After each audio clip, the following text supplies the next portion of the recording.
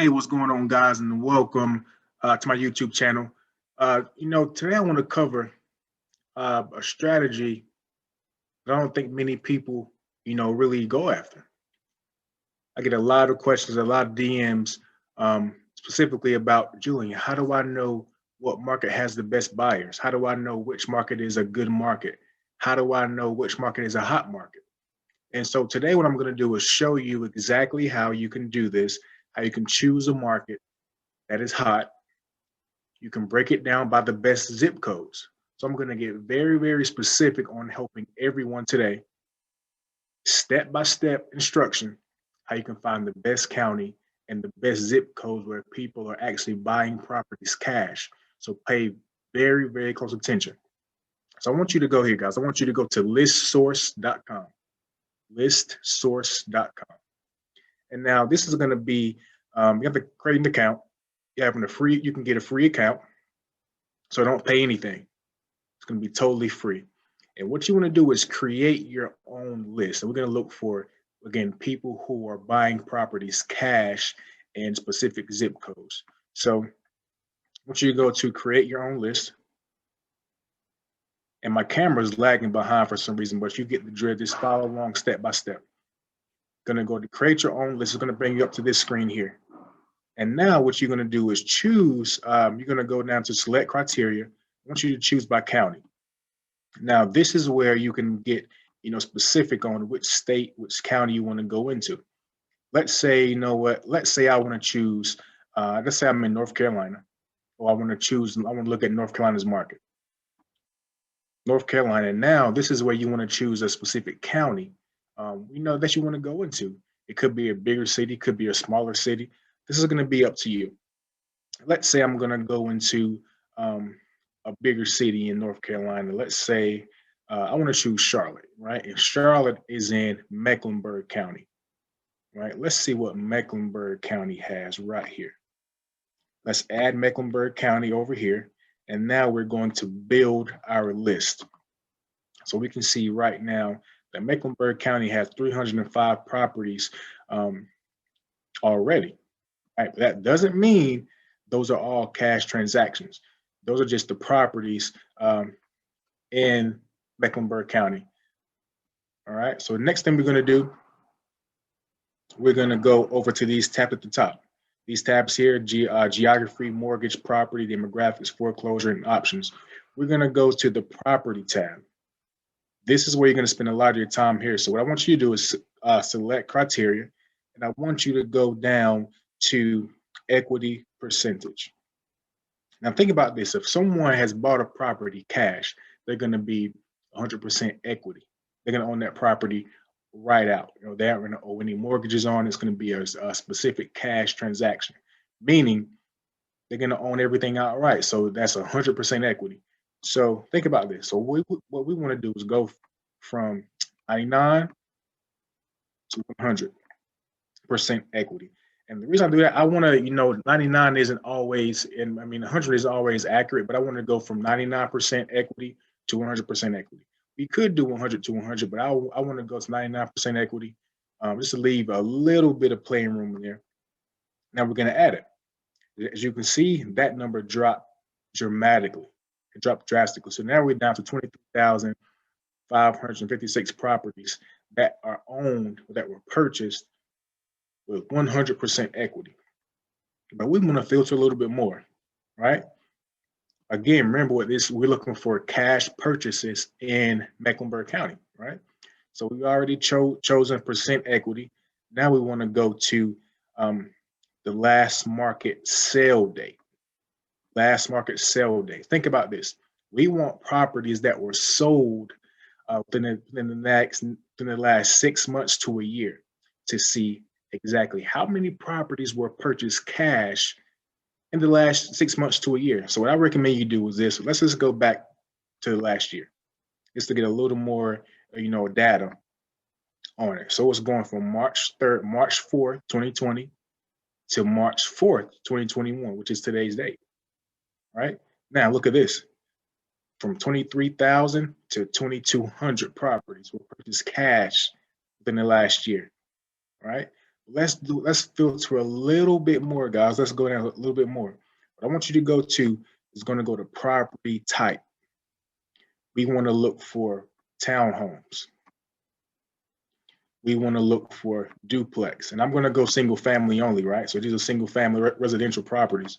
We're going to go to triplex, right? I don't want to get multifamily. I don't want to get mobile home. Now, maybe you do. Maybe you do. Maybe you want to go see who purchased vacant land 100% equity, right? But I want to stick to specifically residential properties that people want to, that have invested in single families. And this is very important here, residential, single family residence. Let's add that too. Now, look at this, 2,200 to 1,700. So it's still going in because we're getting very specific. So in Mecklenburg County, 1,700 properties were purchased cash in the last year. That's a lot of transactions, guys, right? So we know that, hey, this market is, appears to be good, appears to be a lot of transactions happening in this county. And again, you can go down and you can filter as much as you like to, but that's what I will recommend you filter by, just to kind of see the number of properties and how many people are purchasing cash in Mecklenburg County.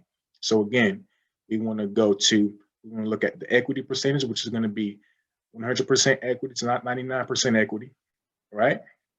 We're also going to come down to the last market sale date, because we want properties purchased within the last 6 months to a year. Very important. 6 months to a year. And you ask yourself, well, why would you do that? Because you want to see, you don't want to go back 2-3 years. You don't want to go back 5. The market could have shifted.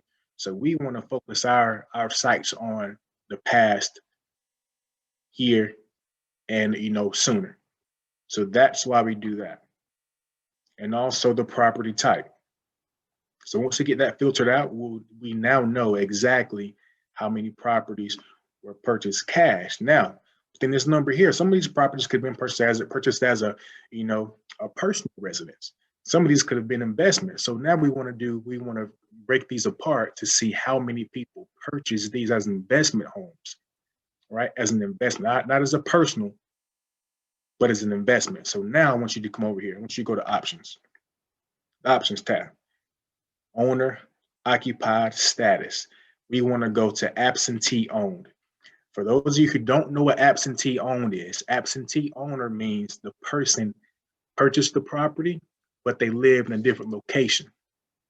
All right, I'm saying this again. Absentee owner means the person purchased the property, but they live at a different location. So we want to choose absentee owners. I don't care if they're in state or out of state. It doesn't matter to me. Trustee owned properties. This is no preference because we want to see, again, who purchased it. They could have purchased it in the LLC, in the business, in the trust. It doesn't matter to me. I just want to see how many properties were purchased cash, absentee owned. So that's no preference. Corporate owned properties. That's really going to be no preference too. Again, I don't care if they purchased it in a corporation, in a trust, individually. What I want to see is if it's going to be an investment property. All right, let's keep going. Now, this isn't really that big of a deal because we aren't going to, really worry about this, but I want you to choose both mailing address and complete property address. So right now we have 2,300 properties that have been purchased cash that are absentee owned. That's a lot of properties within the past 12 months, guys. So listen, this next step is very, very important. So watch this. So now we're going to go to purchase list. Well, we aren't going to buy anything. This is a little hack. We're not buying anything. What we're going to do now is break down to see where these properties were purchased. They could have been purchased in certain zip codes. So we want to be really specific and see where we're going to start deploying our marketing whenever it comes to marketing. So now watch this. Go to partial list. Now, I want you to come down to custom selection. Select criteria, get the drop down arrow. We're going to go by zip code. See that? Very important, guys, by zip code. Now, check this out. This is where it gets, really, really interesting. So you see how it breaks down the records by zip code. So we can get really specific and see exactly how many properties were purchased in certain zip codes, right? So we see 111 properties purchased, 76, 39, one property, 16. So just think out loud. So if you see this information, what can you conclude by looking at the information? You can see that, hey, this zip code 28104 is probably not a good area to do my marketing because only one property purchase cash, one property. But if you see this 111 28078, hey, that's a pretty hot and upcoming area. It seems to be. There were 111 cash transactions in that area. So now you know, I'm not going to market to the entire county. I'm going to market to 28078. But let's keep going. See what else we can find out. What stands out? 28208. 139 cash transactions in this zip code. You see? So now you know, instead of marketing all over the entire county, we can keep going to see which zip code has the most cash transactions. Anything stand out, guys? Look at this. 235, 194, 162, 216. So this tells you that these many properties were purchased cash in these zip codes. Again, so instead of you throwing out marketing all over the place, we're going to market in the hottest zip codes because we know people are buying cash. We know this by the data. This is data, right? The numbers don't lie. So why, again, think about this. Why would I put my marketing efforts into this zip code, 28104? Doesn't make any sense. Why would I put my marketing effort into this zip code, 28204, with only 7 cash transactions? Doesn't make any sense. So we want to spend the majority of our time marketing in the highest zip codes with the highest cash transactions in the best zip codes. You can do this for every county. You can do this for every county anywhere in the nation. Take these same steps, and you want to do this over and over and over. You can go to Tennessee. You can go to any county that you want to go to see which has the best data. And also what you can do is click export. You can click export this list, and you can enter in your email information, and it'll email you this information in an Excel spreadsheet. And then you can filter it. You can put it in ascending order, descending order. But again, this is the way I recommend you do your market research. I don't care where you are. You can look at information all over the USA, excluding a couple states. They don't give information. I'm thinking North Dakota, I think South Carolina. But again, this is the way I recommend you conduct your market research to find out where you want to deploy your marketing.